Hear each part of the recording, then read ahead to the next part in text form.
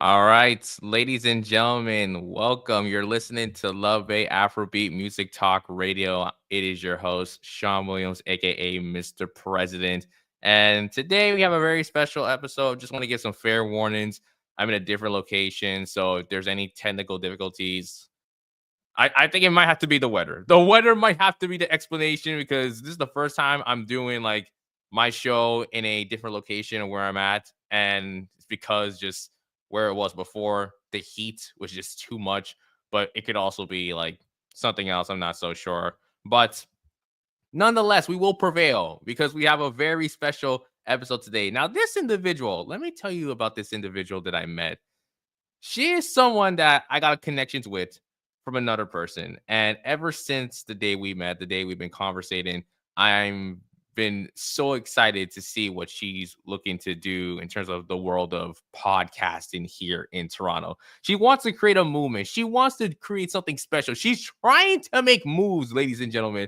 And she's a fellow podcaster. You know what we got to do when we have our podcasters here in Toronto? We have to show love. This is a safe space for business owners and entrepreneurs, but it's also a safe space for podcasters as well. So this individual, she is the host, the unapologetic voice behind the Daughter with Daddy Issues podcast, an unfiltered, heartfelt, and trauma-informed podcast exploring father-child dynamics, relationships, healing, and self-work.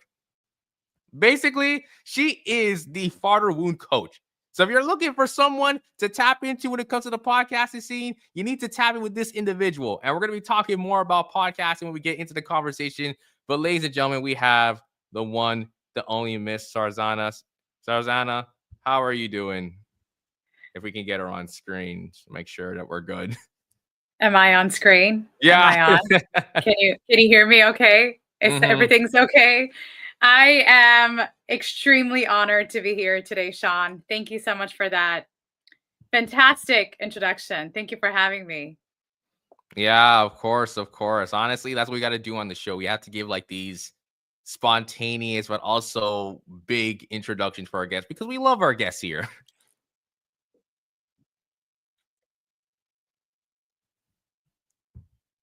Can you And hear me I'd love to be still? here. Thank you for having me. Oh my gosh, I can't wait for our conversation and to dive in. Yes, I can hear you. Can you hear me? Yeah, I can hear. Yeah, guys, like I mentioned, like there's gonna be a lot of like I don't know what's going on. The technical difficulties are definitely there. So like if it's like I have to repeat myself or there's like a long winded pause, I apologize in advance. But again, we're gonna try our best to get through this conversation. So Sarzana, again, I'm super excited to have you here on the safe room. Like I mentioned, like we first connected a while back, and ever since then, I feel like we've just been conversating. The ball's been rolling. We have some things we're gonna talk about. Like, listen, we're gonna get into it, but we got some things on the horizon that we want to share with you people. So we're definitely gonna get into that. But right now, we're gonna get into our main segment, the hot seat segment. Now, Sarzana, I know it might sound intimidating, like the hot seat. Oh boy, like what's gonna happen? It's really very chill. I think the hot seat is just meant for the name, but the actual emphasis of the activity, or I guess the segment, it's very chill, very cool. All I'm gonna do is ask you 4 questions, and I want you to answer them to your best abilities. Okay? hmm I'm ready. Bring it on. Okay, perfect, perfect. So, first question. So, outside the work that you do, being a podcaster, living in the podcasting industry, the podcasting world, tell me something about yourself in one sentence. I feel very deeply. I feel very deeply. I definitely am an empath. I love very deeply. I'm a very passionate person. And I am a big believer that tapping into what really brings us joy plays a huge role in our healing journeys. I think every other person has gone through something very difficult in our childhoods, in our adulthoods as well. And a lot of the times, traumatizing situations or circumstances or events can really disconnect us from our own selves. And, I do a lot of trauma informed work, but I'm also a people person. And I would like to think that I'm a joy bringer. I think, as cliched as it sounds, it's missing that sense of community, that sense of belonging, that sense of just, that belly laughter. So in short, well, in short, I am somebody I would say, I'm a people person. I love being around people. I love being happy, and I love bringing that sense of community and togetherness.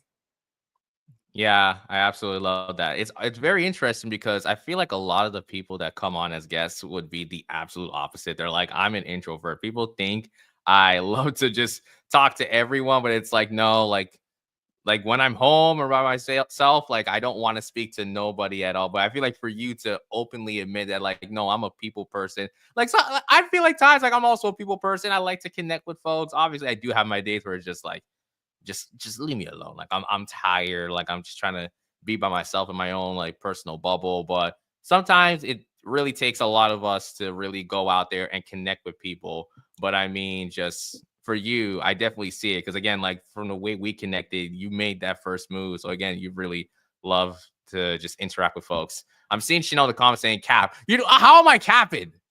How am I capping? Oh, by the way, Sarzana, meet Chanel. She's gonna be here the entire conversation, just trolling. But hey, that's what we do. That's family right there. So Hi, Chanel. Hi, Chanel. Oh, I just saw on the comment side. Hello.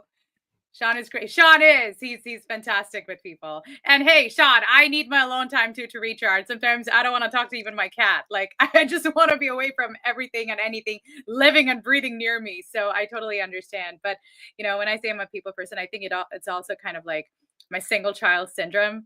Like when I was a kid, like I'm a single child. Not anymore. I do have a half brother from my dad's side, but I grew up as a single child, and I always wanted to play with other people and get to know other people and connect with other people. And so I think it also comes from that aspect of wanting to connect with people.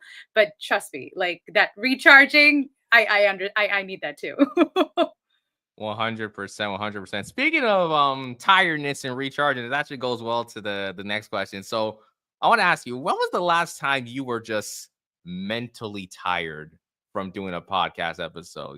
Just I'm hoping for me it's not this one with all the technical difficulties, but I'm curious about for yourself. Like, what was the last time you just like you finished a conversation, you're just like, man, I ain't gonna lie, man, I could just sleep and not wake up until the next day. um I would say the last two episodes were very difficult when it comes to technical difficulties. I'm actually currently also experiencing technical difficulties. I'm not gonna lie. So my Yeti mic, I might have traveled with it a bit too much, like taking it out of my bag and putting it around and going to the library and whatnot. And I think I ruined it. So usually when I connect it, I can hear myself into my headphones. But right now I'm not being able to hear myself. If I connect it to my mic, I can hear myself, but then I cannot listen to you. So I'm connecting my headphones to my laptop so I can hear you, but I cannot hear myself. And for me, that's kind of like I can hear myself. I don't know how I sound. And I wish I had that. So I might have to go to Best Buy and purchase another one. But no, technical difficulties, internet, like all of that. I think my last episodes was very difficult because I was struggling with that. But it's not just about technical difficulties. I think with my podcast, I work really hard to try to create content that's true to my story, true to me, but that can also resonate with other people.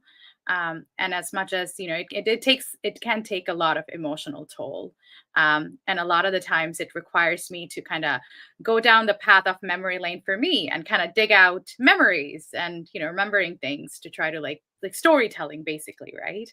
So for me to tell stories about myself, I have to remember my past and my life and my experiences, and sometimes they were very challenging. So um all of those can feel a little tiring by the end of it. However, the rewards, as you know, the rewards is what makes me keep going. When somebody finally listens to any of my episodes and comes to me and tells me I felt seen, I felt heard, I felt understood, for me that's like, this is why I do what I do.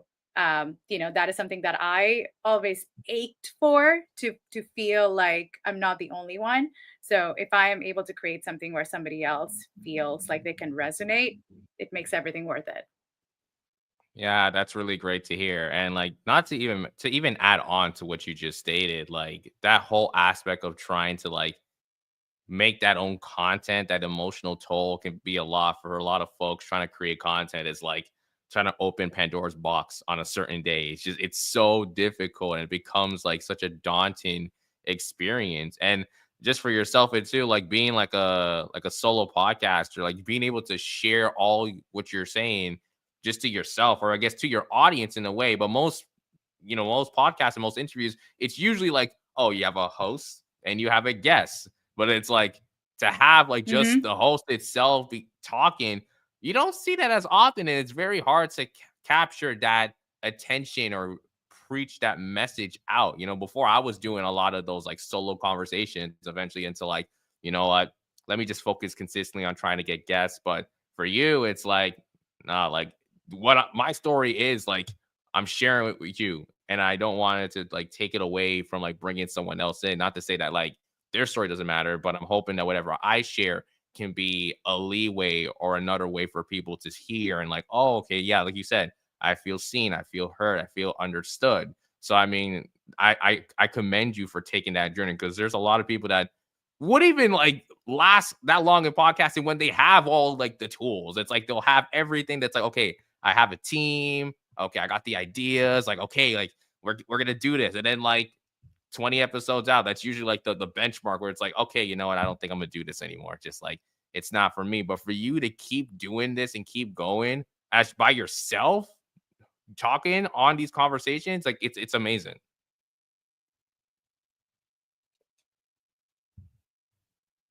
I really appreciate that, and I'm not gonna lie, it's actually making me tear up. I did tell you at the beginning of the conversation, I feel very deeply, so that really touched me. Thank you so much for saying that. It is hard. It is hard. It is hard to keep going. And you know what? I'm just gonna put it out there, guys. The Daughter with Daddy Issues podcast. I am looking for a podcast agent. I am looking for a podcast producer. I am looking for a team. I am looking for people who are in marketing, who are in video editing, content creation. Reach out to me. My email address is thedaughterwithdaddyissues@gmail.com.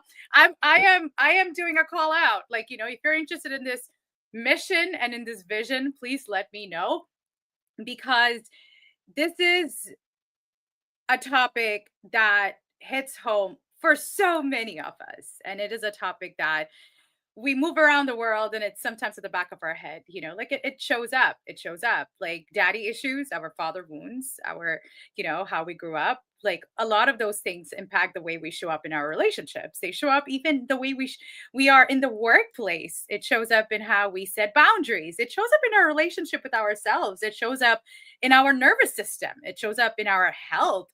I actually had somebody like recently reach out to me and, share with me about their relationship with their father and how challenging it was. And only recently they realized that a lot of their hormonal difficulties and challenges with their thyroid actually comes from their childhood. So these are conversations that maybe it's the optimist in me, but I firmly believe that when somebody feels seen, it does so much when it comes to our healing journeys, like community. And I hope people are listening to this. Therapy is great, therapy is amazing, but therapy can never replace community, and we need community. And in a way, one of the things that motivates me to keep doing my podcast is that I want to build that community. I want to build that soul tribe. And I want to help a lot of us who experienced shame for carrying daddy issues to remember that it wasn't our fault what happened to us. Yes, it is our responsibility to heal and, to take accountability, to rewire our systems, to get connected with our own selves. But I also want to create that sense of family, that you're not alone in what happened. And your story might not be the same as mine, but we have walked similar emotional terrains, whether it's shame, whether it's grief, whether it's anger, whether it's rage, whether it's betrayal. There are so many people who have felt betrayed by their parents. There are so many people who are not in touch with their parents anymore, but we still love our parents. It's interesting because today's actually my dad's birthday. And, the last Oh, few that's days I've been nice. trying. Yeah, today's my dad's birthday, and the last few days I've been trying to get in touch with him, but I haven't been able to because of my own estranged relationship with him and my own challenges. But Like I want to acknowledge the fact that there are many of us who still carry that love despite the challenges and the difficulties. But I also want to be able to showcase um, the positive father daughter relationships, the positive father son relationships. I also want to create a space for men to talk about their father wounds and their daddy issues. It's not just women who have it. There are a lot of men who have also struggled in their relationships with their dads. And I want to create that safe space, the safe room. I want to create that safe space, that safe platform for all of us to come together and to be able to, learn from each other and grow and, overcome and upgrade to that version of ourselves of who we would have been if the trauma didn't happen, right? So yes, like all of these really keeps motivating me, and I'm super excited to see what the podcast comes to be in the next year, the next couple years. I am starting to launch my own Patreon to like have people support me for my show because I want to have more conversations. I want to host more in-person, interviews as well and get to know people's stories. And it's not just about listening to people's stories, it's also about learning from their stories. Every time I have hosted a guest on my show, I learned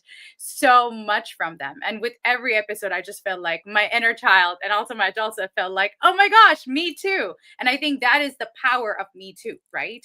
We don't feel alone anymore. And there is so much power when we can come together and feel validated and we can resonate with each other's stories as well.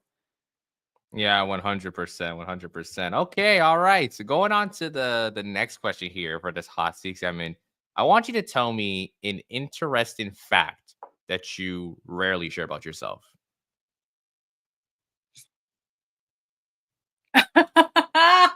Oh, interesting fact that I rarely share. If you had asked me this question a month ago, I would have said I love belly dancing. But recently, I went to this festival and I just belly danced my heart out, and I put it all over Instagram. And I'm like, you know what? I'm gonna come out and let the world know I love belly dancing. But I would say that would have an interesting fact. I hope it is still an interesting fact. So yeah, I would say I love I, dancing. I Dancing brings me a mean, lot of joy. I would definitely say, yeah. I don't think a lot of people are saying like, "Oh yeah, I'm a belly dancer," or like, "I like to do belly dancing." So like, that's definitely an interesting fact. I wanted to ask you is like, where did that, that miraculous like, passion or want to do belly dancing? Was that something you felt like it just kind of came out of nowhere? Was it something more of like a cultural aspect that maybe you were like missing out on and you wanted to tap into? Thank you for asking me. So actually, I'm going to get a little vulnerable over here, okay? Because Listen, this is the safe room. This what we're here for. So yeah, I'm going to get a little vulnerable here. So one of my earliest memories is actually when I was 3 years old, um, and I vividly remember sitting on the bed and the TV is playing. There's a song playing on TV, and my dad literally just got out of bed and he started dancing.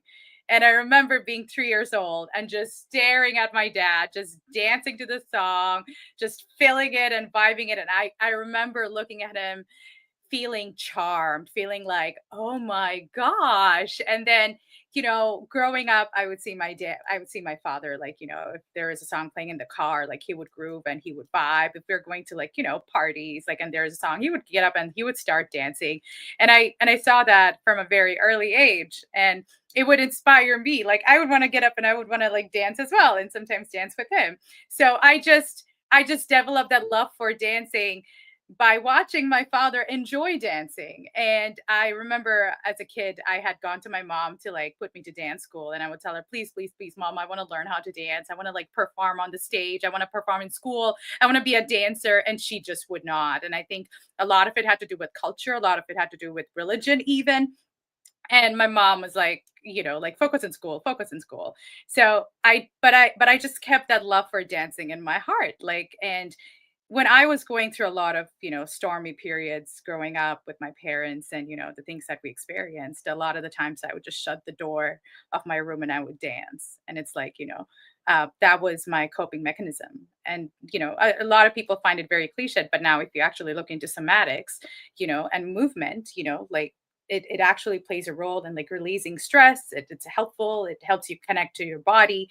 And when it comes to belly dancing, when I came to Canada when I was 18, and I finally had my own debit card, and I realized, oh my gosh, I have my money. I can do whatever I want to do with my money. Like I have a debit card, and I started my university at University of Toronto, and I thought, you know what? My mom never like put me to a dance class or anything. I'm gonna do that. And so I went to go check out, a bunch this that U of T was offering. I went to University of Toronto, Mississauga, and I was a little shy to get into classes where there were boys. I'm not, there. I was a little shy to get into classes where there were boys, and belly dancing classes were like the only class where it was women only. And I'm like, okay, I'm gonna go vibe with my girls. And so I signed up for belly dancing classes like that, and it just became my favorite class in whole university. Not bio, not chemistry, not math, not economics. Belly dancing classes became like I would look forward to going to classes. So that's how I took it up on. And after that I just fell in love with the Middle Eastern culture. I fell in love with Arab music. I fell in love with the art, and I also fell in love with how um it helps you connect to your own sensuality as a woman as well. I had to put it, I had to say that. Yeah, absolutely, absolutely. I mean, again, I love how there's like an entire backstory to it, how it all started. That's amazing. Everything that we do, I feel like has a backstory. So it's great to hear how the belly dancing for you, it just came out and it stuck with you. Like you mentioned before, it was like I didn't want to share much about it, but now it's out to the world. It's like, okay, well, this is me. This is me with me doing my belly dancing. So I love that for you. I love that for you. So my next and final question for this hot seat segment. What is your personal safe room? So, what is a safe space? This could be physical, this could be mental, that allows you to be your personal, authentic self. Wow. Thank you for asking me that question. What a beautiful question. Standing outside at the porch late night, 11 p.m., 11:30 p.m., at past midnight, when the world is asleep. There will be days if I don't have to get up early in the next morning, I'll be outside. I'll just sit at the porch. I'll listen to music, I think. And I listen to music, and I just, I just stay in that moment with myself, that solitude. I give myself that solitude whenever I get a chance. Um, it's not necessarily recharging from socializing, but it's that moment when I just get to be with myself and sit with myself and hold myself in a way and just be like, hey, so that is my safe space. And um I really enjoy it. I'm not going to lie. It's a beautiful space to be in. Yeah, I love that. And honestly, like that's a very original answer. I've heard so many different answers, but I feel like for you to state like something as specific as that, like for like a certain time of the day or like of the night where you're just like standing outside of your porch or whatever and just like reflecting and just kind of like taking in everything. I won't lie, I have moments like that too, and it's probably around like the nighttime, maybe around like that 8 o'clock, 9 o'clock hour, just kind of like looking out the window and just kind of thinking Mhm, about just like where I am, just reflecting on just what I've been able to do, just like thanking God for like waking me up the day mhm. itself. Cause again, we never know when it's gonna be our last day. So I feel like you sharing that, like it definitely hit something home for me in terms of just like, oh yeah, like I can relate to that. Like I definitely see the connection there. Thank you for saying that. And thank you for, mentioning, God as well. Like there will be moments when maybe I'll just, take maybe 10 steps outside my house, and I have to stay safe because it's late night and it's dark and nobody's outside, but I'll just stand under the stars. I will just stand under the stars and I'll look up at the stars if I can see it, if it's not cloudy. And it actually takes me back to moments of my childhood when I was 6, when I was 7, when I used to do the same, when I would actually go to the balcony and look up at the stars. And I would do that. And I think it kind of helps me connect to myself. And it's a moment when I just get to be with my own thoughts, like you said, like reflecting. And it's not just reflecting on my thoughts about what's happening to me right now, but also like, who am I? And it just helps me connect with myself better. 100%, 100%. Okay, well, that's the hot seat segment. It's a very long one, but obviously, like I said, guys, we were just getting started. It was going to be a good conversation. So for those who are just coming in, again, you're listening to the Safe Room here on Love Bay Radio. We're here with Sarzana, the host of the Daughter with Daddy Issues podcast. This conversation is going to be mostly about podcasting. And, when we have a podcaster on, we have to talk about podcasting because we got to show love. I feel like when it comes to podcasting in Toronto, it's there, but we have to keep pushing the torch. We got to keep pushing the boundaries on how much we can talk about this in the spaces that we have. So again, this conversation is going to be all about podcasting, all about how Sarzana start her podcast. Speaking of podcasts, since we're on that conversation, a very special thing's going to be happening in the next 2 days. Ladies and gentlemen, I have been promoting this for the last couple of weeks, and it's getting closer and closer. But the Safe Room is having their Cheers to 5 celebration event. Yep. It's a big deal. It's a very big deal. Tickets are still on for sale. So again, if you guys want to get your tickets, head to my Instagram, the Safe Room Official. The link is in my bio. There's going to be so much going down. We got food, we got drinks, we got a fireside chat with the one and only London Rich. He's going to be my special guest. We're going to be talking about all content creation, videography, a little bit of digital marketing, everything you could possibly imagine. And we're going to give you all the goods. It's going to be a crazy night. We got Karis Maggie being our MC. So I'm excited to have her. I know she's about to bring top tier, high energy. Plus, I have a very special business announcement. So, I mean, all around, like, you have to be there. We're going to be celebrating the legacy of the Safe Room. It's been 5 years. I'm super grateful for this because, I mean, I didn't think I would be able to say that we made it to 5 years. There's a point where, like, I was actually like thinking maybe I don't want to keep doing this anymore. And now that we're here, it's just absolutely grateful. I'm absolutely grateful for everything. So again, make sure to get your tickets. It's this Saturday starting at 6 p.m. So make sure to get your tickets. Again, go to the Safe Room Official on IG, link in my bio, location at 309 Cherry Street. Shout out to Toronto Podcast for allowing us to host this special event. I'm gonna repeat it multiple times in the show, guys. So don't worry. I'm gonna sound like a broken telephone, but I'm gonna be there. I'm gonna be there. So people better show up. Like, come by, say hi. I am gonna be there. Let's get some pictures taken. Let's talk about daddy issues. Let's talk about the Safe Room. Let's get it going. Like, please, like, show up. There we go. We love the promotion. We love the promotion on the show. So listen, again, we're gonna talk about it more in the detail later on. But again, let's get back to you, Sarzana. Let's get back to you. So again, first things first. I remember when we were talking, you told me about your podcast and you told me the name. And I'm like, hold on, this name's low-key goated. Because I'm like, hold on, the Daughter with Daddy Issues. Immediately it's like, wait, hold on. It's like, it's the type of name where you have to like lean in and be like, bro, you want to talk about it? Like what's going on? But before I get into like my first main question, I do have to know, and obviously Chanel again. Chanel's also going to be there. So for anyone who's listening to the show weekly, and you're probably curious, like, is Chanel, like, is she like an AI or is she like real? No, it's all joke. It's all joke. But like, she's going to be there. You definitely want to meet up with her. Again, the 26th is coming soon. It's going to be vibes. But again, if you ain't pulling up, what are we doing? Be there, be square. But back to you, Sarzana. Okay, the name of your show, the Daughter with Daddy Issues. I'm so excited, like I can't even speak. But the Daughter with Daddy Issues. Where did the name come from? Because again, that's such a goated name. 10 out of 10. Before I answer that question, tell me what do you like about it? It's edgy, eh?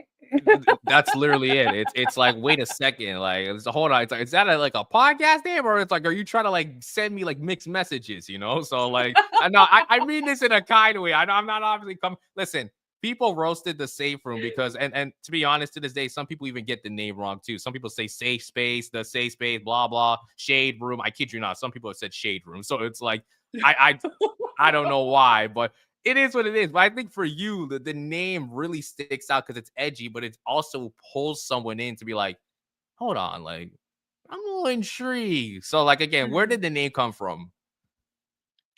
Where did the name come from? Okay, so obviously, as you can tell by my track history, by answering your hot seat questions, I'm gonna give you the back history and the context of it all. Like, I'm gonna take you back to 1999. Like, that's what I'm gonna do. But no joke. But so how did the name came into place? So 2023 November is actually when I was at an event, and like, it was kind of like a networking event, and then there were like a bunch of people, and I just thought I'll check it out.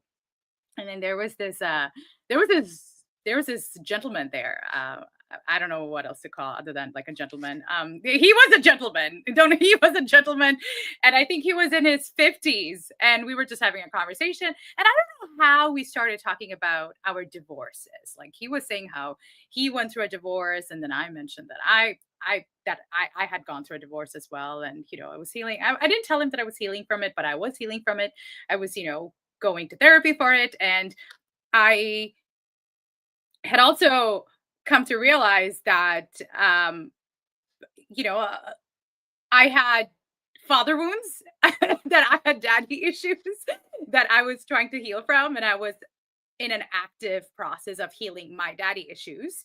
But my daddy issues kind of came to light, like when I started, like, some really deep therapy, like during my separation and then during my divorce.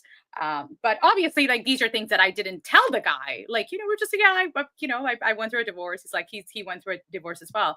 And then he suddenly goes like, I've been going on a lot of dates lately, mostly with girls with daddy issues.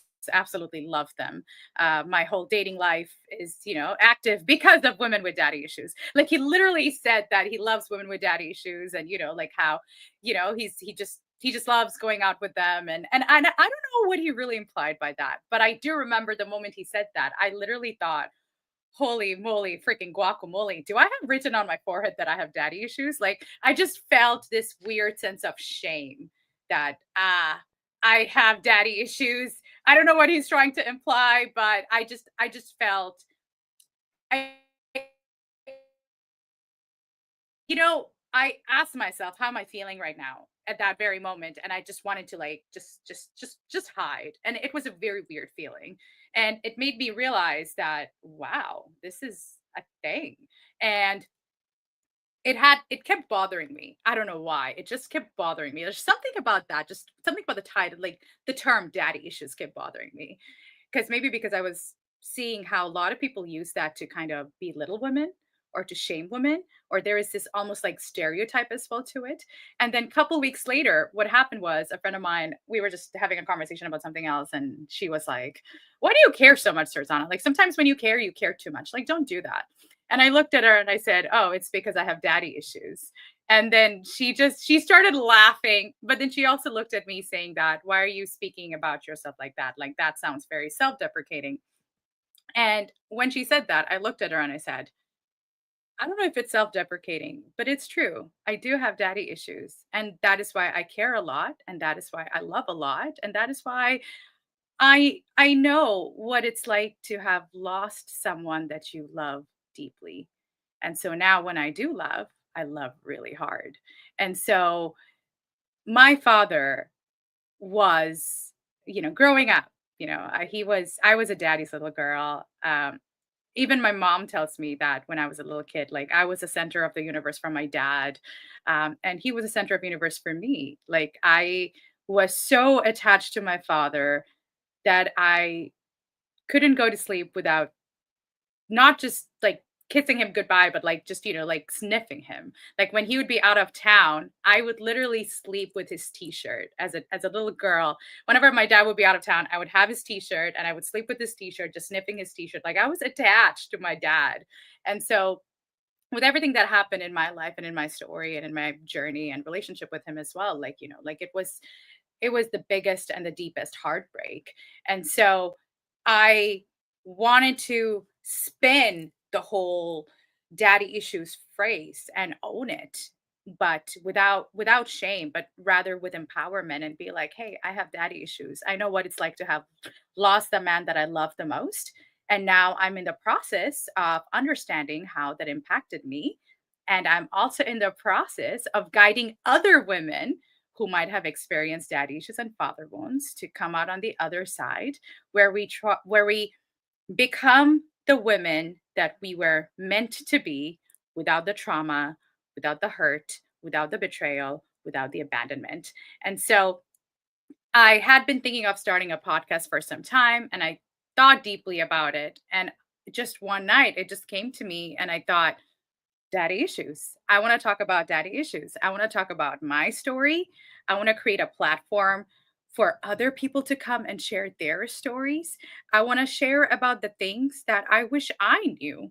I didn't know a lot of things about not just mental health, but like somatics and healing and rewiring our nervous system, about boundaries, people pleasing. I didn't know a lot of those things. And I wanted to create a platform for myself, for my story. I wanted to create a platform where I could share with the people and the world the things that I learned through my journey. And I wanted to create a platform for other people as well to come together.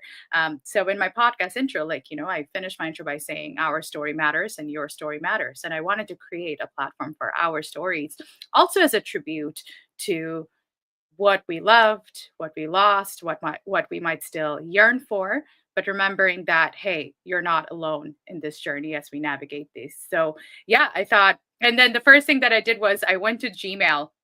I went to Google and I wanted to create like an email address. And I'm like, I wonder if the daughter with daddy issues is there. And I found it and I'm like, bingo, this is my title because this is who I am. The daughter with daddy issues. That's who I am. So that's how the name came up to being. And you know what? I'm just gonna say it. I am incredibly proud of it. And I want every woman out there, every daughter out there, if you ever feel shame about daddy issues, I am giving you permission to not feel that way anymore. So I hope that answers your question. I mean, I think you might have answered like three in this in one go, which is incredible. I mean, but no, like I think definitely for sure, like when you talk about the father daughter dynamic, there's so many after effects that maybe for certain Mhm. people they may not realize. So again, people just assume that even though a father's not present in someone's life, it's like, okay, well, like I have to grow with certain pains and just kind of adapt. But again, like you talked about how it could affect you from like a health perspective as well. Like, it's amazing how like having someone present in your Mhm. life can also alter just how you move on in the future, and I think that's important because again, a lot of the conversation we have here on the Mhm. show, it's with business owners, with entrepreneurs, and it makes you wonder yourself, it's like how many like single mothers or like how many like females that probably didn't have a good relationship with their father. And again, I don't want to generalize, but obviously there could be someone listening where it's like, you know what, I'm trying to get 100%. through with what I'm doing. I'm trying to like build my own brand, build my own business, or maybe I'm working a 9 to 5 at like a top firm or for an organization. But at the same time, I've kind of had all these scars over the last couple of years. And it's because of just my past. Maybe I didn't have a good relationship with my father. And like you talked about, you guys try to dissect and really Mhm. get into those conversations, get to into those, those points and really be open about 'em, be vulnerable. And I think that's one thing that really stuck out to when you were like explaining, your notion about how the name got started, given that backstory, but also now get into like, yeah, like when I was young, like I used to be like a daddy's girl. I used to have like that connection with him. And then just over time, it's just like I didn't want it to be where the name itself reflected my pain, but more of like my empowerment. So I mean, like the way you even talked about it, like I really Mhm. have nothing else to say. I mean, like again, like I'm allowing you to share your story. So it's like I'm listening. Like again, I feel it because I know what you're saying. It doesn't sound like it's filler. Like it's coming from the heart. And that actually gets into my next question. Just like how has like the environment of your upbringing and what you've experienced, being shared in a vulnerable yet powerful manner, open a space for your listeners. Like have like talk a little bit more about how people probably reached out to you and shared how your conversations have inspired them or allowed them to be heard, or even just overall people who have walked by you and got to hear your story and they feel something, whether it's like maybe I can't relate, but like I do appreciate the fact that you've been open on something like this. Cause again, I don't come around a lot of podcasters like this. Usually the podcasts I come around, it's the same thing. It's like business, entrepreneurship, which is fine. Or like maybe it's like self-education. There's a little bit of like podcasters I listen to where it's like it's all pop culture and cool, but it's like you're probably the first one where it's like I'm Thank fully you. opening on like my past. Like it's raw, it's Mhm. unfiltered, and I'm not gonna I'm unapologetic for it. So yeah, talk about more just how the environment of how you grow up just led to being like, okay, I get to share my story, but also now it's impacted so many people.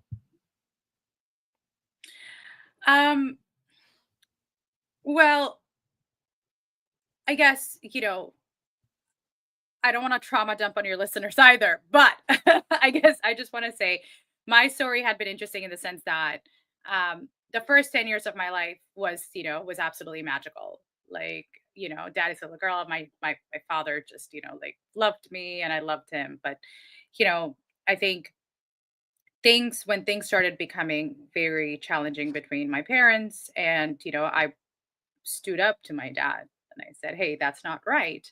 I think that's kind of when I fell from his grace and I fell for good. And, like it's like that sense of like getting discarded by your own father. And obviously that took a toll. I was only 12. I was a young little girl. And so obviously there's like a lot of story to it, but I guess to kind of go back to, how having a title like this or a podcast like this, how it helps me connect with my listeners. Like, I'll be walking around and I'll go to like, I don't know, go to a grocery store or go to a store and, I'll just have a conversation. Maybe we're just chatting with a stranger and, I will mention and I actually want to say that. Like if you are a podcaster, it doesn't matter how long you've been doing it. If you're an artist, whatever your project passions are, talk about it. Give yourself the permission to talk about it. If somebody mentions, oh, they're listening to a podcast, I actually say, oh, that's really cool. I actually have a podcast of my own. Like I will say it because we need to give ourselves the permission to talk about things, even if we have not technically made it yet, right? We're still creating it. And it takes so much courage to be able to do that without a team. And I have noticed that every time I mention about my podcast, like I just say, oh, I have a podcast too. And people will be like, oh, that's interesting. What is it called? And I will say, oh, it's called The Daughter with Daddy Issues. And I kid you not, Sean, every single time the person, they will start giggling. Like they will start laughing. And 99% of the time, I will have the person, if especially like if it's a woman, they will actually look at me and say, "Me too. I have daddy issues as well." And they will start opening up about their life story with their dad and what happened.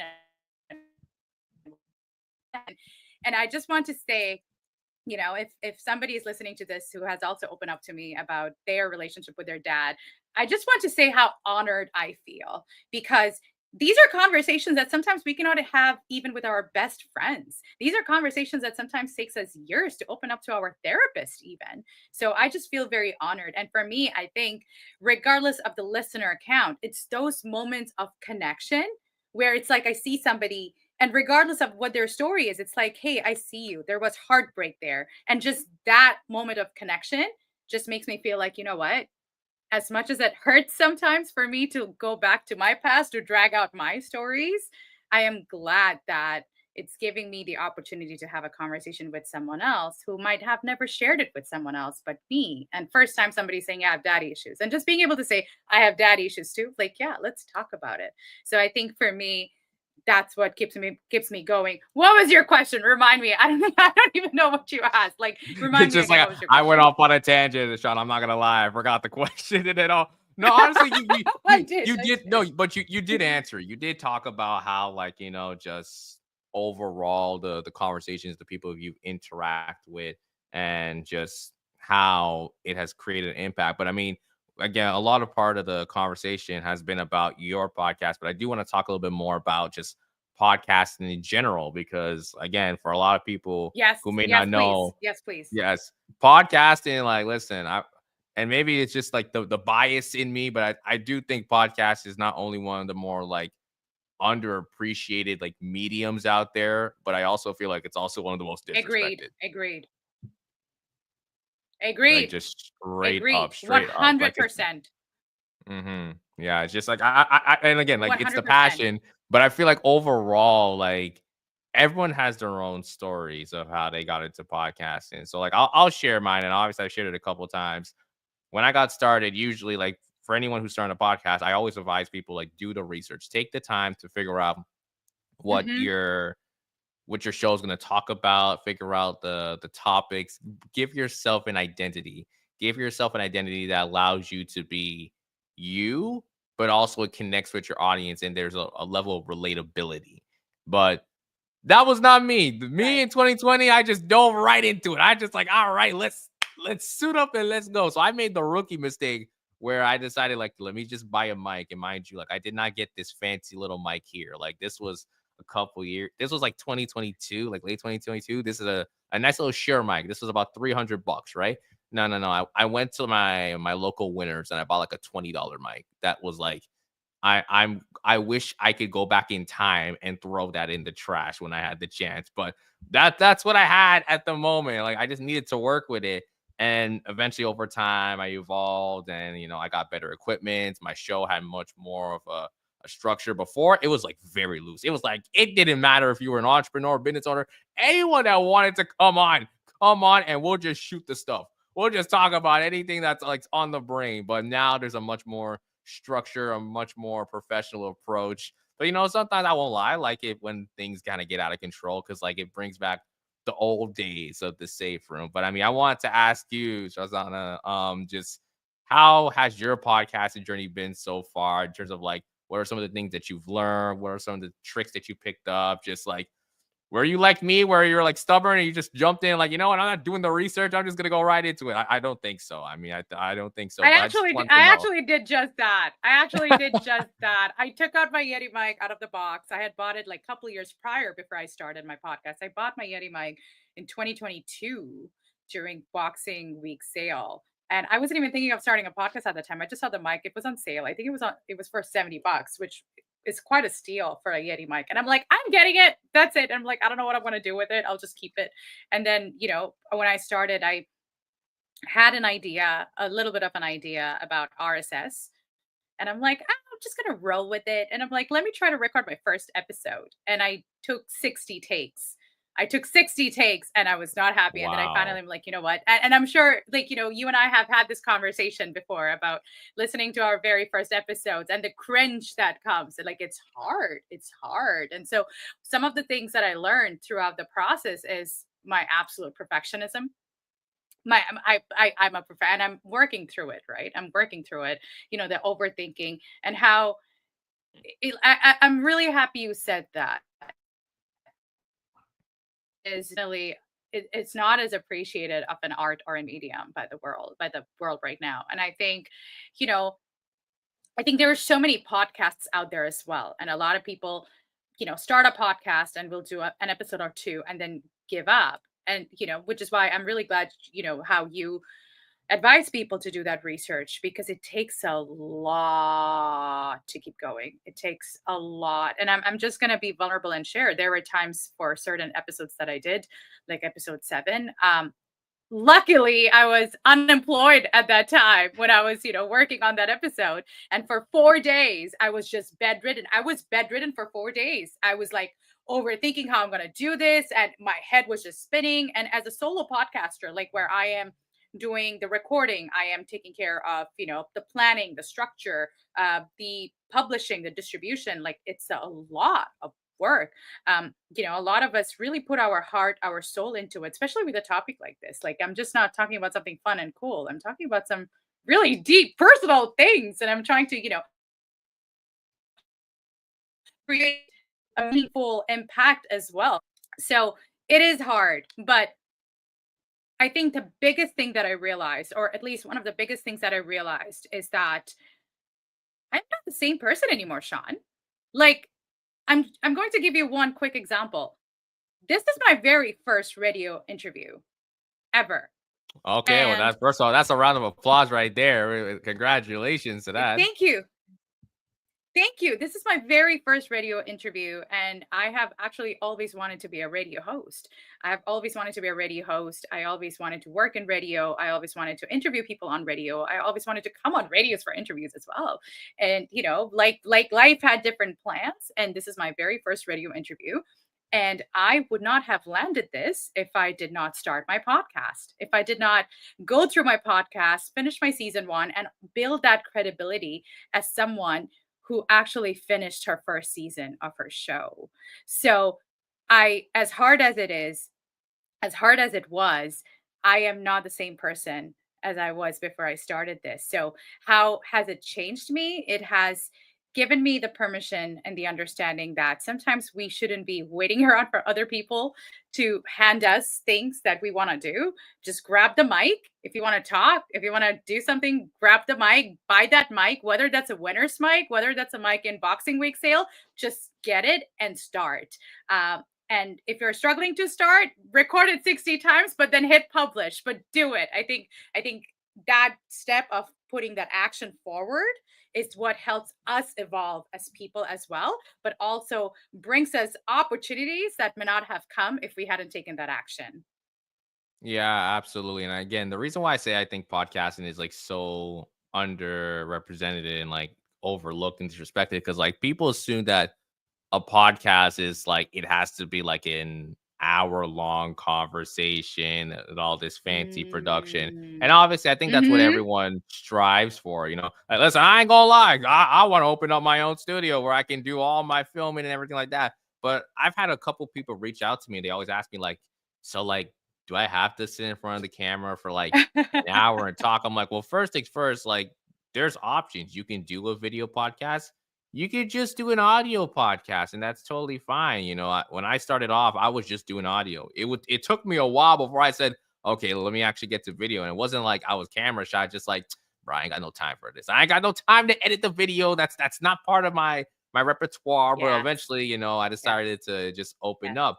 And then I tell people all that all the time. And even also, it's like, listen, you could have a podcast conversation that's like 10 minutes long and it works. Like there's people 100%. that's like Yep. they structure shows where it's like, okay, we have these 5 minute like sound bites. It could be like a 5 minute affirmation, and the podcast is structured like for like affirmations, like it's for the morning, so when people wake up they just listen to it and that's it. Like very simple. There's different types of podcasts. There's a structure. You could do one where it's like evergreen, like that's kind of like what the safe room is. It's like no matter what time in life, in any period, now, next week, 5 years from now, people can come back to this conversation and there's still something to Yep. take away from it. Or again, you can have a podcast where it's like, okay, it's based on season, or maybe it's like it's kind of the structure of like a book. It's like chapter one, chapter two, and like there's a finale and it ends off like in a limited series. There's so many different avenues of podcasting that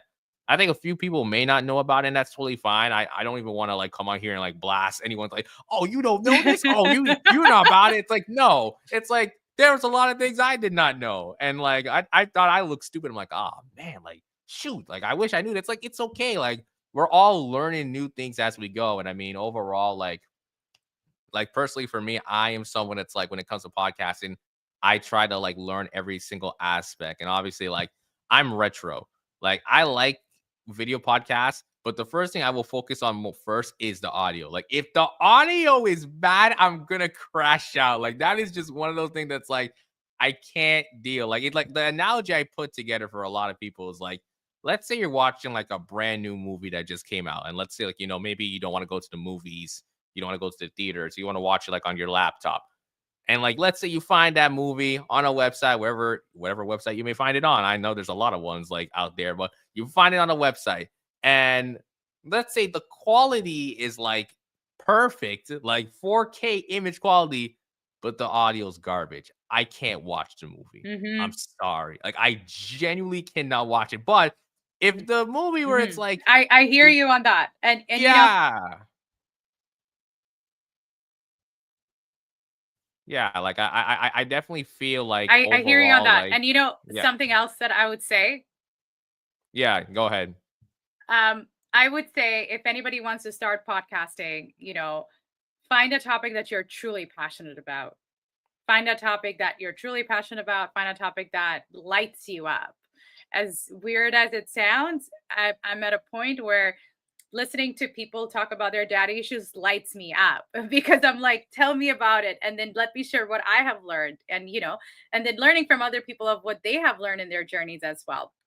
And I think it's very important to find a topic that keeps you going, that you might feel even personally invested in. If it's business, great. If it's crypto, amazing. If it's daddy issues, no problem. If it's music, go for it. But find something that you resonate. And I think something that really lights you up. I think finding that right topic is really important as well. 100%, 100%. And that's something I even try to like again do with a lot of people. I had a workshop last year that I hosted where I taught Nice. folks like the introduction to podcasting. And that's something I want to keep doing. I want to keep doing more like this. Yes. And also another thing I realized too, and obviously I've kind of come to like see this understanding. There are some folks where it's like sometimes being able to manage a podcast boils down to time. And sometimes there's people, it's like, I want to do this, I want to start this, but I just don't have the time. So something that I've been wanting to do is like, okay, if I want to do another workshop, another version of this, I want to be where like, okay, at the end of this, we'll at least create some content. We get the chance Mm, to work together, and whether it's like putting together a trailer or doing like a mhm. like a pilot episode, like that could probably give someone that motivation to keep going. Because like understand with podcasting, again, it's a lot of work. When I did my first 20 episodes, I took a break. I was Yeah, tired, I was yeah. drained. And listen, I won't lie too. You're talking about like when you listen to your first conversation, you cringe up. I wish I could delete the first 20. I wish they never existed. I'm telling people, don't go back and listen. Even when I listen, I'm like, oh my goodness, like that cannot be me. That cannot be me. But I try to tell people all the time that, yeah, like try to find something that is passionate to you. Don't try to do something that you're uncomfortable with. Try to find something that Mm. you will feel a lot of love and gratitude for. That's why I love the safe room. It's like my child. Like the safe room is true. It's like a baby to me, and I want it to grow and grow. I have strong ambitions of like taking this like international, like doing global tours, like live shows and stuff like that. Y Why not? Absolutely, why not? And I also wanna say to people, like, if you see there are podcasters who are putting out, like, really amazing, like, clips and videos, and they have the funds to record their episodes, in studios, and you're not being able to do that, don't let that discourage you. Don't let that discourage you. I had a stranger one time comment on my show, leave a comment on my Spotify saying, "Thank you for owning the term daddy issues. That's how I found you." And I can imagine how many people probably just Google daddy issues. And if that's how they found me, oh my gosh, I didn't have any fancy studio. I didn't have any fancy video editing or audio editing. And so don't let that stop you, because I think a lot of the times, and this is something I'm actively working on as well, as people are like follower count, right? Like, is my podcast making money? Is my podcast having a lot of followers? And those are important. Don't get me wrong. However, it's also the connection. It's also the impact. And sometimes it may not impact someone else, but it's going to impact you.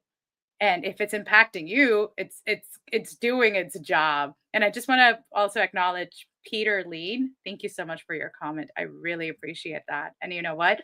It's people like you that give me that strength. So thank you for that comment. Yes, absolutely. Again, the comments, like they're always here every week showing love to our guests, and we absolutely love to see it. Speaking of podcasting, I know at the beginning, guys, we talked about like we have a little something, something cooking up, and I feel like it's Yes. time to open the Yes. pot. It's Yes. time Yes. to Yes. boil Let's it down. do that. So Sarzana, I want to pass the floor to you because I think we need to talk a little bit more about how we came together and like what we're trying to do in terms of like make the movement here in Yep. Toronto when it comes to podcasting. Yes, let's do that. So I'm gonna take the floor right now, and I'm gonna, go all for it. So I have big dreams, and even, with the title of our episode today, the podcaster with strong ambitions. I remember I made a poster for my show before I even published my first episode. And at the bottom, I said, "The Daughter with Dad Issues podcast, 1 million followers." And I didn't even put out my show yet. And so I was already daydreaming. And I do have those very aggressive, ambitious goals and dreams with my show. I want it to be a global movement. I want people from all over the world to listen to my show and feel seen and validated and feel not alone. Like, I want to take this to artists. I want to take this to people from different professions. I want to talk to business people because, hey, a lot of the times, many people are highly ambitious and like at the top level who are actually deep down probably just wants to feel validated by their father figure, or maybe they don't feel enough. And like, I was very highly ambitious and I still am. And a lot of it actually comes from the fact that I wanted to prove to my dad that I was worth loving, that I wanted to prove to my dad that I was a smart person. I wanted to prove to my dad that I'm brilliant, that I'm successful, right? Like a lot of us grew up with very overly critical, even belittling dads. I have had men open up to me and say that growing up, my dad would just tell me I'm a loser, right? And it impacts our self-esteem. So it can make somebody start developing really low self-esteem, or it can make somebody get into that very aggressive ambitiousness and be like, I'm going to prove my dad wrong by being the best of the best in this industry, whatever that may be. So I do have those like really strong ambitiousness, partly because of my daddy issues, because there's a part of me that feels if I make it there, that I would have made it in the world, but also because I want to open up this conversation for the world. And I kept dreaming about it, dreaming about it, dreaming about it, and I just could not let go of this dream, and I still cannot. And so what I did was I reached out to the founder of podmatch.com on LinkedIn. His name is Alex Sanfilippo. Little did I know that he would actually respond to my LinkedIn message. And then we started having a conversation. And he said something like, Are you attending any podcast conferences this year? And I was like, Podcast conferences? There are podcast conferences? Wait, what? Wait, where does that exist? And where can I find podcast conferences? Like there are actually people who are building companies who are in the industry, the podcasting industry, and that's their bread and butter. How do I get involved? And I was just like, whoa, I need to get more into these. And I started looking into some Toronto, I think, and I found a few things and I realized there are resources out there, there are organizations out there, but none of them felt like they represented me, a solo podcaster, someone just starting, someone with no funds, someone with no team, someone, trying to manage it all. And I realized that I'm sure there are many podcasters, new podcasters, who feel very siloed in their work as well. And I'm sure there are also many aspiring podcasters who want to start podcasting, but maybe they don't know many people in the industry or might feel scared or don't know any other podcaster. And I also noticed that anytime I connected with somebody on Instagram who was also a podcaster, I just felt very giddy. And I'm like, oh my gosh, I just have a podcasting friend right now. Like, you understand the pain that comes with it, the joy that comes with it, the reward that comes with it. And so that is when the idea of the Pod Club TO came to me. And I reached out to Jason, our darling friend Jason, that I actually made at a games night. And I don't know why, I reached out to him out of all people. And I reached out to him and I said, do you know any podcasters? And then he said, yep, I do. I'll connect you. And then he connected me to you. And I thought, oh my gosh. And after seeing the safe room and after seeing you have been in this space for so long, I thought this will be the perfect opportunity to start a conversation. And that's when I reached out to you and I told you about just an idea of the Pod Club TO. And I'm just so honored that you were open to the idea, that you liked it. And I want to open the floor to you, what you thought of it when I shared that. Yeah, so guys, I was about to jump in. The one thing she's not telling me or not saying specifically. So when she showed me like all the details, now listen, guys, and this is for anyone who's like in business. Usually, when you meet someone and you have a discovery call, it's very chill. Like maybe sometimes you'll run into folks that are like, okay, they have like multiple talking points, but it's very chill. Sarzana pulled up basically an entire pitch deck on like day one, Presentation. like a I had a pitch deck. presentation. It was basically a pitch deck, pitch deck presentation, It whatever, was a pitch deck. Yes. whatever language you want to use for that. But I mean, I was stunned. I was like, when did you make this? And she told me like, oh, it was like 24 hours ago. And I was like, bro, ain't no way you made this 24 hours. I'm like, you're capping. Like, I you're did. absolutely capping. But I mean, it was like, again, I see the ambition. I see that it's right there. So I mean, again, I'm excited because we have some ideas brewing up. I know we talked about we want to do like a mixer for the fall. So we're definitely looking to plan that. And again, this is open to all podcasters. Anyone who wants to be within the space of podcasting, we're opening up to you. Again, we're working super hard to put something out. Like, again, create a movement, make something feel like this is for the culture. This is for Toronto. This is for all the podcasters who may feel like misrepresented or not heard. And again, I understand when I got started, it took me a while for me to like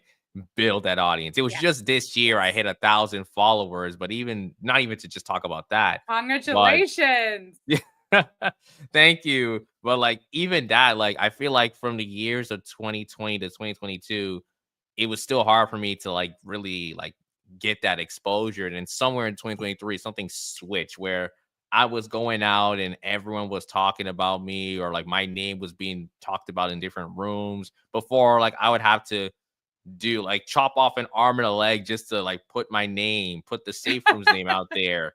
And now it's like I walk in, people are grabbing me like, hey, by the way, this is Sean. This is what he does. Talk to him. This is the guy you gotta talk to. And like that's the type of like, buzz that you want to get if for anyone, whether it's you have a podcast, you have a business, that's the type of buzz you want to have. So I feel like overall, again, like we're trying to create something special. We're trying to like create a culture here for Toronto podcasts and for Canadian podcasts. And so that's Yes. how Sarzana and I are trying to do with Yes. Pod Club. And yeah, I'm super excited for it. Yes. And I also want to share, like, I want to share some ideas as well. Like, we want to host events. We want to have like, speaker panels. And this is for new podcasters, aspiring podcasters, like topics like, what mistakes to avoid. I remember the time I was on the Spotify support chat for 5 hours, and I could have easily avoided it if I had researched a little bit. So, we want to create a space. We want to create a community. We want to create a space for people to meet each other, to connect, to network. And who knows, there might be podcast producers who are looking for a podcast to invest in. And then you find an amazing podcast show with a title that resonates, and bingo. I think those connections and those network can help people so much to grow their podcast, to grow their audience, but most importantly, to feel like there's a community that exists. Because one of the most difficult things that I experienced, and I am so glad right now that I'm not experiencing that anymore, is back when I didn't know any other podcaster. Right now, I know a few. I know you. I know I can talk to people. So I think allowing people to not feel alone, and also making it accessible for them to get to meet people in the industry who has been doing it for so long, people that we can learn from, people that we can get inspired from, but also people that we can collaborate with. Like collaboration, that is the way to go. And I want to make that more accessible with Pod Club to you. And I just want to say how honored I am to have you, Sean, on board with Pod Club to you as well. It is as much yours as it is mine. Yeah, I appreciate it a lot. I appreciate it a lot. So again, guys, like there it is, Pod Club TO. Remember the name. We got some big things coming up, so you definitely want to stay tuned for that. But I now want to go into our role play exercise. Before I go into role play exercise again, for those who are just coming in, you're now listening to the Safe Room here on Love Bay Radio. We're here with Sarzana, the host of the Daughter with Daddy Issues podcast. We've had a great conversation so far. Now we're gonna get into our role play. So I mean, so Zana, it's nothing too crazy. Let's just pretend like I'm not Sean in the moment. Like Sean Williams does not exist. This is somebody different. So you know what? I'll even do you better. You can give me like a different name, a different alias for this exercise. That's up to you. A different name. You know what? I'll let you pick. Surprise me. Put me on the spot. Surprise me. Pick a You know name. what? Pick a I name, don't pick know a why. personality. I don't know why the first name to me. This was the first name, Sebastian. Sebastian, probably. Yeah, yeah. Sebastian. We'll do Sebastian. That was the Sebastian. first name that Let's came do to that. mind. So okay, today I'm Sebastian, and let's just say like I'm someone scrolling on IG. I'm someone that's like I'm a doom scroller. I just scroll, scroll, scroll, and then I find one of your reels for your podcast, and let's just say like we reconnect online, and we're just having a little chat. Okay. I Mm-hmm. Okay, okay. All right. Well, let me just I sometimes you gotta get in character and sometimes like I'm trying to like get in character for a second. All Take your right. time. Okay, Take your here we time. go. Action. All right. Hey, Sana. So my name is Sebastian. It's great to meet you. I was scrolling through IG and I saw one of your reels and I was just so moved by just the words that you were sharing, the story you were telling. And obviously, like I may not be like the key demographic for like what your conversations are about. But I do want to know a little bit more about what you do because like, I now have like this kink into listening to new podcasts as I discover them. So I mean, maybe you could put me on. Like, tell me a little bit more about your podcast and what you guys talk about. Yes. So, first of all, Sebastian, thank you for being here. And thank you for showing curiosity. I really appreciate that. It takes a lot of courage to reach out to people that we don't know and then ask questions. So, thank you. So, my podcast is A Daughter with Daddy Issues, and I understand that the name is probably going to throw a lot of men off and be like, "Oh, this is not for me."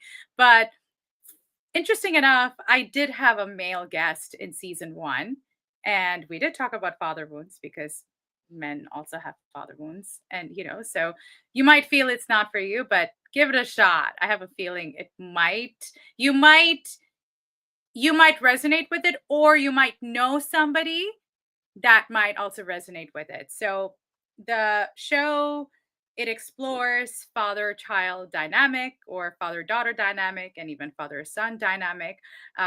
We explore sometimes like a lot, well, not sometimes. We do explore our personal stories, my personal story, the personal stories of my guests. We also have experts who come on the show. For season two, especially, I have a lineup of experts, therapists, doctors, to talk about how our childhood impacts us. But it is mostly a space where personal storytelling meets science, where psychology meets healing. And we create a safe space to talk about things that we may not have been able to talk about in our childhoods or even in our adulthoods. But most importantly, it's a show where we get real and we get vulnerable, but we also find the strength and the courage to step into a version of ourselves to where we are more connected with each other. All right. I appreciate you just being open about that because honestly, like I'm someone that's like I have some issues with my father as well, and I feel like sometimes it's hard for me to share, and maybe it's not me trying to generalize, but I feel like when it comes to men sharing their feelings is a little bit more difficult because there's like this mask that we have to put on that says like the Mm. world tells us like you have to be this, that toxic masculinity, like there's a certain approach and a certain Hmm. behavior that we have Of to course. be. And like I feel like a lot of times it's a little bit difficult to share and be open. And obviously I also know a friend, she's a female, and she also talks about like I have issues with, my daddy as well. So I mean, like I feel like for her, she would definitely like resonate with some of the things that you talk about in your show. But I think for myself, I'm glad to know that you've had males on the show that you try to talk about that father son dynamics because I feel like that's a lot of things that may not be talked about. You obviously hear the terms absentee fathers. They're here for a certain period, then they're gone, and that definitely messes Yes. up the psyche of someone. So I do Yes. appreciate you being open and sharing. So like my next question is like I feel like with these conversations, like do you do them like in person or are these virtual? Like have you thought about like doing like I don't know, maybe like a live conversation, inviting people out for these type of conversations? Yes, actually, I have been thinking of doing a live one, inviting people out and doing a live one. And honestly, like that's the goal. The goal is to have live episodes and have people come on. And I know it's not easy, especially for my guests, like if they're sharing their personal stories. I know it's not easy, but I also want to have guests who are experts in the field, psychologists, therapists, dancers, people who have had their own journeys as well. I do want to do that. Absolutely. And thank you for opening up about your story, Sebastian. Like a lot to me. And I also want to say, it's not just little girls who grew up, a lot of the times looking at their fathers as the hero. I'm sure, there were sons also who grew up looking at their fathers as their hero as well. So the father son dynamic, it's not talked about as much. And it's time that we get into that as well. Yeah, definitely 100%. Well, thank you so much, Sarzana. I really appreciate it. Just one final question. Where can I listen to the rest of your conversations? Like, are you on Spotify? I am on Spotify. I am on Apple Podcasts, and please listen to my. If you listen to my show, if anything resonates, reach out to me. The daughter with daddy issues at gmail.com. I'm gonna say it again. The daughter with daddy issues at gmail.com. Reach out to me. Say hi, and I'm also about to launch my inner father coaching program. Is it okay if I take a minute to share about that coaching program, Sean? Yeah, we're basically done from the role play, so you could definitely take the time Yes, to do so. yes. So the inner father coaching program is what I am putting together for people. I know a lot of people talk about inner child healing, which is important as well, or inner child parenting. However, when it comes to parenting, there are certain parenting we receive from our mothers. There are certain parenting that we receive from our fathers. And so I'm putting together the inner father coaching program. If you're interested to work with me, you can find me on Instagram. I have the link for it up, where the applications are open right now, or you can email me at the daughter with daddy issues at gmail.com if you're interested in the inner father coaching program as well. It is basically to start developing that protector or the provider that we deserve to have gotten from our father figures, but a lot of us may not have, and how we can give that to ourselves now, how we can become our own protectors, how we can become our own providers, how we can be the one to start setting the boundaries that we never learned to set, how we can learn to say no, how we can recognize when to say yes. So this is like it. I know inner child parenting, it's very deep work and it's transformative. Inner father coaching program just takes it a notch up. And so I want to open it up for, you know, men, women, whatever gender you are, for everybody. If you have had a strenuous relationship with your father, reach out to me. I'm here to support you in your journey. Okay, perfect. That sounds great. All right. Well, I do have one more final fun Bring it activity. on. Bring it So, on. If anybody okay, has so questions, please drop it in the chat as well. yeah, definitely share your comments, guys. Let us know how you feel. But again, Sarzana, this is the part of the show where it's like everyone likes to roast me because I don't know what it is. Like these final activities, they like to just nag on Sean, like, oh, let's pick on him. Listen, I'm not here with it. I'm in a good mood. This is a good week for me. Although it's been a tiring week, it's a good week. So none of your energy is about to come against me to my audience. But I know y'all love me. But okay. So Sarzana, I have a little fun game of blind ranking. So Let's do that. I just have a quick question. Like you said that you love to listen to music. Like, do you listen to a Oh, lot I of love music. mainstream music? I do, but I also listen to a lot of non-mainstream music. Okay, we're gonna keep it mainstream. So usually for these blind rankings, sometimes I will say, okay, I will list out like one thing, and you have to rank it without what's coming next. So we're gonna Okay. keep that rule, but we're gonna add a little bit of twist. Okay. Oh my So gosh. based on the ranking, I have 10 albums. 10 popular albums of the 2020s to be specifically, okay?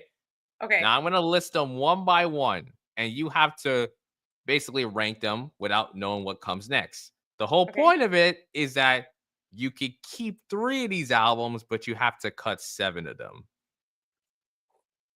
Okay.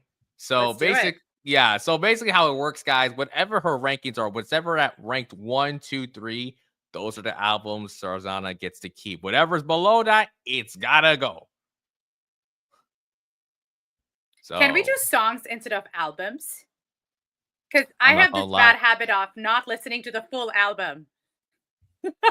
Honestly, I hear you. I already wrote this down, and I don't know if I can move on the fly like that. So I mean, like, Okay. Okay. Okay. Okay. Let's do it. Let's do it. Let's do it. okay, Put me on so the we're we're, spot. we're gonna and again. I tried to pick popular albums from notable artists. So again, for anyone who's like, if I miss any, again, the theme was picking the top albums or popular albums of the 2020s, and I try to pick at least like one album for each year. So that goes for 2020 to current day. Okay. Okay. Okay. So the first album we have here is The Weeknd. Hurry Up Tomorrow. So he just dropped this year. The Hurry Up Tomorrow by The Weeknd. Where are you ranking this? From 1 to 10, where are you ranking this one? 2. 2. Two. Okay. You must be a fan of The Weeknd then. I am. I love The Weeknd. Oh my gosh, so hot. Okay, so it's the cuteness appeal I see. Okay. He's hot. The Weeknd is hot. Hey, listen, I absolutely love his album Hurry Up Tomorrow. It's definitely a perfect album for sure. I see Chanel put in 10. That's one thing I will say. Chanel she's not a fan. She's not a fan of The Weeknd. She's made that clear to me. I don't know why. I think she's like, listen, there's respectable taste, and then there's taste where you're just wrong. I'm sorry, it's the latter, Chanel. You're just wrong. It's not 10. It's not 10. Chanel, never ever say sorry for sharing your opinion. You don't like something, you don't like something. Okay, if you're rated as even 20, on it, girl. But it's the Weeknd though. All right, you know what? Let me not get into it with the audience now. Okay, I see also an 8. What's the hate for The Weeknd? He's a fellow Canadian, ladies and gentlemen. He is. All right, whatever. The next one, Sabrina Carpenter, Short and Sweet. Ooh. So she dropped this in 2024. 10. See, we're on the same wavelength. We're on the same wavelength right now. I'm not gonna lie. 10. You're not a fan of Sabrina Carpenter? I don't mind her songs. It's pretty groovy. It's pretty nice, but I wouldn't say I'm a fan. I mean, she's good. She's successful. She's good. She's cute, but not my kind of thing. Okay. All right. That's fair. All right. Next one, we got Kendrick Lamar, GNX. It's Kendrick Lamar, man. Got me there. Okay, fine. 5. 5. Okay, so that means you're cutting GNX, because again, I told you keep 3, you cut 7, so GNX is getting cut then. Yeah, but better than Sabrina Carpenter. So okay, interesting. Okay, all right, GNX at 5. Next one we got. I don't know if you would know this person, but obviously this was a very popular album when it dropped. Roddy Ricch, Please Excuse Me for Being Antisocial. This is a hip hop album. No idea. 9. Okay. I'll write him. 9. Yeah, 9. Have you heard of that song, The Box, the one that goes? No, I have not. But you know what I'm gonna do after this interview? Go back and listen to that. Really? That song was like everywhere in 2020. That was like the song that was like trumping, like, you know, like Justin Bieber when he dropped Yummy. I think Selena Gomez. That was the song that was like, it was everywhere. I was probably crying to sleep, worrying about what I'm gonna talk about on my episodes. So I probably didn't have the chance to listen to that. I was probably listening to Evanescence, trying to channel, you know, my daddy issues, pain. Kidding, okay. All right. Not entirely kidding though. There's truth to that. But moving on. Okay, that's fair. All right. Next one we got is Olivia Rodrigo. Sour. Ooh, 3. 3. Okay. 3. Like her. All right, cool. So far, you have 2 keeps. You only have 1 more keep left. Whatever you keep after this or whatever, the rest get cut. Okay. The tension's definitely kicking up. We're already halfway through. Next one, we got Travis Scott, Utopia. He dropped this back in 2023. 8? 8. I think I'm starting to learn. I feel like I disappointed you. No. I like the album, but I think I'm starting to realize like you may not be like the biggest hip hop fan. Not anymore. I used to be as a kid when I used to watch Step Up, like, you know, Flo Rida and all that stuff. But now, I don't Sarzana, know. that's not hip hop. I'm sorry. As someone who loves hip hop, you need to give me a workshop on what hip hop is, and I promise you, I'm gonna be the best student out there. Hey, listen, like myself and Chanel, I know Chanel. She knows her hip hop, like the '90s and everything like that. She can definitely teach you as well. But listen, again, it's like you said, it's your opinion. All right. All All good. right. Moving on. Next one. What's the next Okay, album? next one. Next one. We got Ariana Grande, Positions.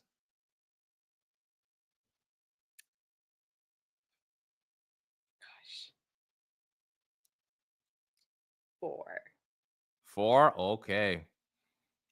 You 4. were you on the fence of like keeping and cutting for that one? I was. I'm like, you know what? I'll just go with 4. Yeah. Okay, that's fair. That's fair. Okay, we got 3 more. Okay. The next one, SZA, SOS. 7. Really? 7. 7. Okay. All right. I'm very curious what the comment section are going to say about that one. 7. Okay. Okay. How many more do we have? 2 more? Oh my We got gosh. 2 more. So let's just recap. You have the weekend. Hurry Up Tomorrow at 2. Olivia Rodrigo, Sour at 3. Positions from Ariana Grande at 4. Kendrick, GNX at 5. SZA, SOS at 7. Travis Scott, Utopia 8. Roddy Rich at number 9, and then Sabrina Carpenter, Short and Sweet 10. So all you have left is number 6 and number 1. So you have one more keep, one more cut. We got 2 more albums left. Okay, let's see how this is Can gonna I end. pick my number 1, please? Can I pick my number 1? Listen. Please. This is part of Please, the game. Sean. We have to we Please. have to we have to go by the rules, okay? We have to go by the rules. All right. Okay. Okay. Okay. Here we go. We're Okay. almost done. We're almost done. I promise you. Afterwards, if you're not satisfied by after it, you can do some switching around. But for the sake of it, let's try to finish it off. So the next Okay. one, Billie Eilish, Happier Than Ever. 1. 1. Okay. Yeah. Yeah. She like her stuff just hits me right like an arrow into my heart. And I'm like, ugh, damn it. But yeah, Honestly, 1. I won't lie. A part of me wanted you to say 1 because of what I'm about to say next. No. So, Tell ladies and me. gentlemen, number 6 is Miss Beyonce Renaissance. Oh, no. I loved Renaissance. I loved Renaissance. Oh my god, what do we do now? Can I switch? I Okay. can't. First, But let's just read over. So the albums you decide to keep were Billie Eilish, Happier Than Ever, The Weeknd, Hurry Up Tomorrow, and Olivia Rodrigo, Sour. So those are the ones you got to keep. The rest you got to cut. Now I will give you free leeway. Now, what do you want to switch yes. around? Yes. Okay. Can I add an album to the list if that's okay? Please. I I mean, don't I think don't I've have to. I don't think I've ever heard that before. But you know what? For the sake of it, I'll let you add one. Yes. Linkin Park from Zero. I like, oh, from Zero, Linkin Park. I love it. I'm a rock and roll girl sometimes, so I would Okay. love to add that. But beyond, I would Beyonce Renaissance was good. It was good. It Yeah. was hot. Honestly, I was It I was was good. It wondering was like, is very she good. gonna fall for the bait and pick Billy for 1? I'm No. like, I don't think she would. She'll probably like, you know what, 6, and I'll take it. But she said Billy 1. I'm like, oh no, oh no. I know. Beyonce is Beyonce is Beyonce. I mean, listen. You know what? I don't want to end on a bad note. I love Beyonce. I was not a fan of Renaissance. I thought it was mid. Oh, really? Yeah. Interesting. Yeah, I'm sorry. I'm Yeah, sorry if I pissed off the beehive, but it is what it is. But I'm glad we got to just do this for fun. But Sarzana, this was thank you fun. so much. I appreciate you for being on, especially with all the technical difficulties we had. I think the weather was just like it was too much for today. It was just too much. But thank you for coming on once again. Before we hop off, let the people know where they can find you on social media. Yes, please follow me on Instagram. Connect with me. I respond to DMs. My handle is at Sarzana Zafar, or alternatively, you can find my podcast on Instagram as well. It's at Daughter with Daddy Issues podcast. I couldn't add the at the beginning because I ran out. My podcast name is way too big. The Daughter with Daddy Issues podcast. So please connect with me on Instagram, or you can, email me as well. Would love to be connected. And Shon, this was such a pleasure. This was such an honor. Thank you so much for giving me this opportunity for talking about my show. It's something that's, it's very close to my heart. And, I hope when you listen to the show, it resonates with you. And I also want to mention I closed up season 1 in June. Season 2 is dropping in September. So connect with me on Instagram. Stay updated. I'm going to bring a lot of passion, a lot of strategy, a lot of consistency back to the show. I know, the first season, first year, it was very hard. It was my first time around. But hey, I'm going to come in really strong for season 2. So please follow the show. And this was such a pleasure. And I cannot wait to maybe chat with you in person about daddy issues one day. I mean, like we're gonna do it this Saturday. Speaking of this Let's do Saturday it this again. Saturday. Show up this Saturday, people. The Safe Room is celebrating 5 years. Do it up. Toronto Podcasts. 100%. Get your tickets now, guys. Again, the link is in my Instagram bio, the Safe Room Official. Go follow me there. Go check out the podcast on Spotify, Apple Podcasts, the Safe Room. We have a playlist of all our previous conversations on Love Bay. Just type in the Safe Room Love Bay Radio and you will find it there. But one thing I don't usually do, guys, I'm actually going to preview next week's guest. I never do this, but there's context. Sarzana will be back. We're gonna run it back next week, and we're gonna bring Anna as well. It's gonna be a 2-for-1. They're gonna come on and they're gonna talk about the work that they're doing. So again, this is not the end. This is a to be continued. So Sarzana and Anna will be back next week. It's gonna be a fantastic conversation. But until then, I think honestly we've reached the 1 hour and 30-minute mark. That might be the longest episode in the history of the Safe Room. So that's another thing to celebrate for. So again, thank you guys for sticking for this super long but fun conversation. And make sure you guys tune in next week to your favorite show on Love Bay Radio. We'll see you guys next time. Thank you, Shon. Thank you, everybody. See you next week.